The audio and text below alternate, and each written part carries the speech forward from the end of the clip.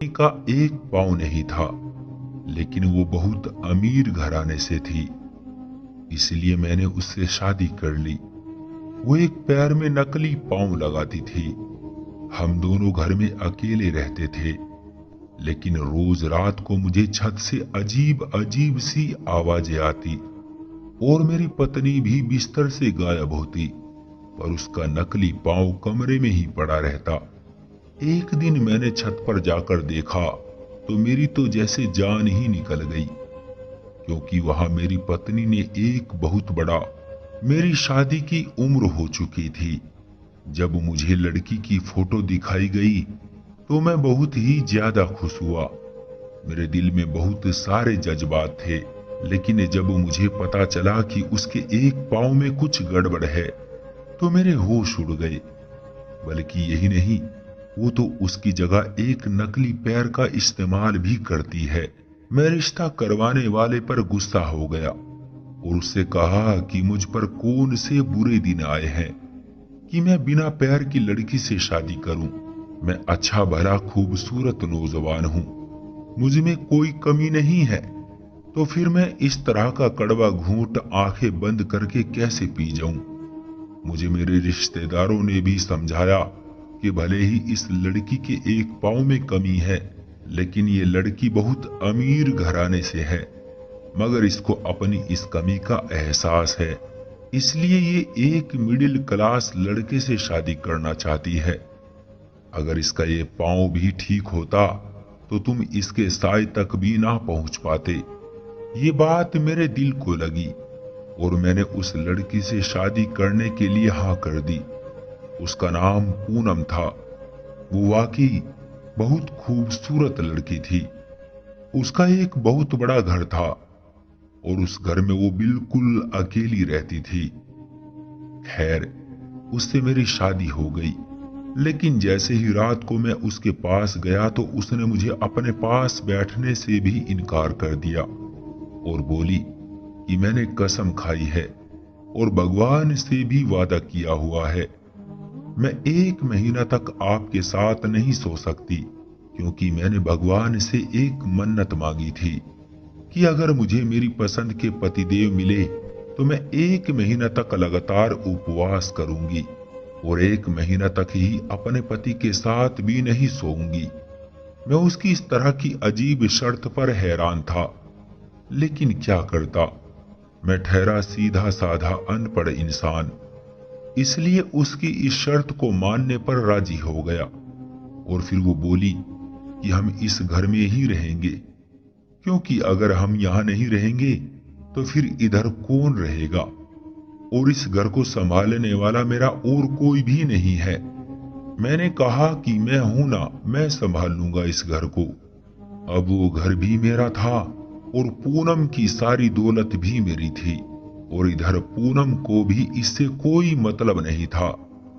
मैं इस बात पर खुश जरूर था कि मेरी पत्नी के साथ साथ मुझे दौलत और घर भी मिल गया, लेकिन इसका मतलब ये नहीं था कि मैं उससे मोहब्बत नहीं करता था, क्योंकि वो इतनी प्यारी थी कि उससे कोई भी मोहब्बत कर सकता था।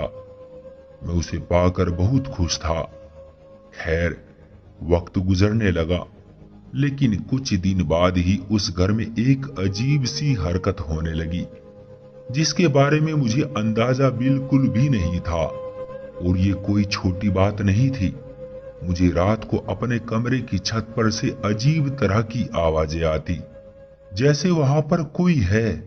एक बार मैं चेक करने के लिए ऊपर ही चला गया। मुझे लगा कि कोई चोर होगा, लेकिन ऐसा कुछ भी नहीं था। ऊपर बहुत ज्यादा अंधेरा था। पूनम ने कहा कि छत पर कई सालों से कोई भी नहीं जाता है और छत की किसी ने देखभाल भी नहीं की है। क्योंकि मैं अपने पैर की वजह से ऊपर नहीं चढ़ पाती, इसलिए मैंने वहां का काम भी नहीं करवाया है। मैंने उससे कहा कि मुझे भी छत पर नहीं जाना, क्योंकि अगर तुम ऊपर नहीं जा सकती तो फिर मैं भी ऊपर नहीं जाऊंगा, इसलिए वहां का काम करवाना जरूरी नहीं है। बेकार में खर्चा क्यों किया जाए। लेकिन कोई ना कोई गड़बड़ जरूर है। आज के दिन भी मुझे रात को आवाज आई और मैं जाग गया, लेकिन जब मैंने अपने साथ वाले बिस्तर पर देखा तो मेरी जान निकल गई। मैंने देखा कि मेरी पत्नी का वो नकली पांव बिस्तर के नीचे पड़ा था और मेरी पत्नी कमरे से गायब थी। वो नकली पैर का इस्तेमाल सारा दिन करती थी, लेकिन रात को सोने से पहले उतार देती थी। लेकिन आज वो उसके बगैर कहीं कैसे जा सकती थी? मैं सोच में पड़ गया। वो तो व्हील चेयर का इस्तेमाल भी नहीं करती थी। बस इस नकली पैर के सहारे से ही वो थोड़ा बहुत चल पाती थी। भले ही उसे चलने में थोड़ी देर लगती थी, लेकिन व्हील चेयर पर बैठना वो बिल्कुल भी पसंद नहीं करती थी। उसका कहना था कि मुझे व्हील चेयर पर बैठने से नफरत है। उसे वो बिल्कुल भी इस्तेमाल ना करती थी। लेकिन ये क्या, नकली पैर तो उसका यहीं पड़ा था, तो ऐसे में वो कहां जा सकती थी? जब से शादी हुई थी मेरी पत्नी ने मुझे किसी से भी नहीं मिलाया था, जबकि मुझे कहा गया था कि उसका एक बड़ा कारोबार है जो बहुत सारे लोग मिलकर चलाते हैं। उसने बस मुझे घर की जिम्मेदारी दी थी, लेकिन कारोबार के बारे में कुछ नहीं बताया था। घर में पैसे तो आ रहे थे, लेकिन कहां से आ रहे थे ये मुझे बिल्कुल नहीं पता था। खैर, अभी मैं अपनी पत्नी को तलाश करना चाहता था, क्योंकि अगर वो बिना पैर के कहीं गई थी तो उसका मतलब कि वो चल सकती थी और वो ड्रामा कर रही थी। वरना एक इंसान अपने पैर के बिना कहीं कैसे जा सकता है? तो फिर वो कमरे से बाहर कैसे है? बाथरूम का दरवाजा खुला हुआ था, लेकिन बाथरूम में नहीं थी। मैं कमरे से बाहर निकल गया और उसको ढूंढने लगा, लेकिन फिर मुझे कमरे से हल्की सी आवाज आई। जब मैं वापस आया तो सामने का मंजर देखकर हैरान रह गया। मेरी पत्नी बेड पर बैठी थी और कोई किताब पढ़ रही थी। मैंने कहा कि अभी तुम कहाँ गई थी? तो कहने लगी कि मैं तो कहीं भी नहीं गई थी। मैंने कहा कि मजाक मत करो, मैं अभी बिस्तर से तुम्हें ही तो तलाश करने के लिए उठा था। उसने कहा कि तुम्हें आज हो क्या गया है? मुझे लगता है कि तुमने ध्यान से नहीं देखा होगा। मैंने अपनी पत्नी से इतनी बहस नहीं की और सोचने लगा, जब उसने झूठ बोल ही दिया है तो इसका मतलब वो मुझसे हमेशा झूठ बोलती आ रही थी। लेकिन इतना सफेद झूठ वो मुझसे क्यों बोल रही थी? मैंने अपनी आंखों से देखा था कि वो कमरे में नहीं थी, तो फिर वो मुझसे ऐसा झूठ क्यों बोल रही थी? क्या वो नहीं समझती थी कि वो एक अपाहिज लड़की है? अगर वो इस तरह से झूठ बोलेगी तो पकड़ी जाएगी। अचानक से मैं भी बदल गया और मैंने कहा, शायद मुझे गलतफहमी हो गई होगी। असल में तुम इतनी पतली हो कि तुम बिस्तर में पड़ी होते हुए भी नजर नहीं आती। रजाई में तो इंसान जैसे खो ही जाता है। मैं अपनी बात पर हंसने लगा और उसने भी मेरा साथ दिया। उसके बाद मैं सो गया, लेकिन मैं सोया नहीं था।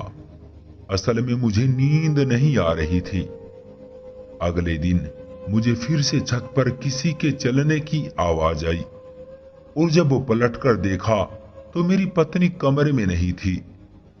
लेकिन आज मैं सोने का ड्रामा करता रहा, क्योंकि कल मुझे उस राज से पर्दा उठाना था और मैं चाहता था कि मेरी पत्नी थोड़ी बेफिक्र हो जाए, कहीं वो सावधान ना हो गई हो।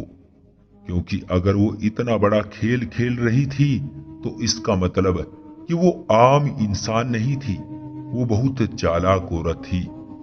आज फिर छत से आवाज आई और मैंने फिर से पलट कर देखा तो वो आज भी बिस्तर पर नहीं थी और उसका नकली पैर भी वही बिस्तर पर ही पड़ा था, जिसे आज भी वो कपड़े से ढक कर गई थी। लेकिन आज मैं हाथ में टॉर्च लेकर छत की तरफ चल पड़ा। मेरी पत्नी ने तो कहा था कि छत पर बहुत सालों से कोई नहीं गया और वहां पर बहुत गंदगी है, लेकिन ऐसा कुछ भी नहीं था। मैंने दरवाजा बहुत ही आहिस्ता से खोला और देखा तो महसूस हुआ कि जैसे रोज यहाँ कोई आता जाता है और उसको साफ भी किया जाता है। जाहिर है, जब वो मुझसे इतना झूठ बोल रही थी तो एक और झूठ भी बोल सकती थी। ऊपर गया तो मेरा दिल बैठ गया, क्योंकि मुझे किसी मर्द की आवाज आई। क्या मेरी पत्नी मुझे धोखा दे रही थी? क्या वो किसी और मर्द के साथ छत पर मौजूद थी और मुझे इतना बड़ा धोखा देकर मेरे साथ बेवफाई कर रही थी? लेकिन क्यों? मैंने तो उसमें कमी होने के बावजूद भी उससे शादी की। इसमें मेरी क्या गलती थी? मैं ऊपर गया तो सब कुछ बिल्कुल साफ था और लाइट भी ऑन थी। ऊपर एक कमरा भी बनाया गया था। मेरा दिल बहुत जोर जोर से धड़क रहा था। मैं ऐसा मंजर नहीं देखना चाहता था कि जिसको मैं कभी भी भुला ना सकूं। लेकिन मैंने जैसे ही दरवाजा खटखटाया तो सामने एक ऐसा ही मंजर मेरा इंतजार कर रहा था। उस कमरे में एक आदमी बैठा था जो कंप्यूटर पर काम कर रहा था और मेरी पत्नी उसके पास बैठी थी। मेरी पत्नी का पैर सही सलामत था। उसका पैर बिल्कुल ठीक था। वो दोनों मुझे देखकर हैरान हो गए और मैं वहां से वापस जाने लगा। मेरी पत्नी भागते हुए मेरे पीछे आई और उसको चलता हुआ देखकर मैं रुक गया।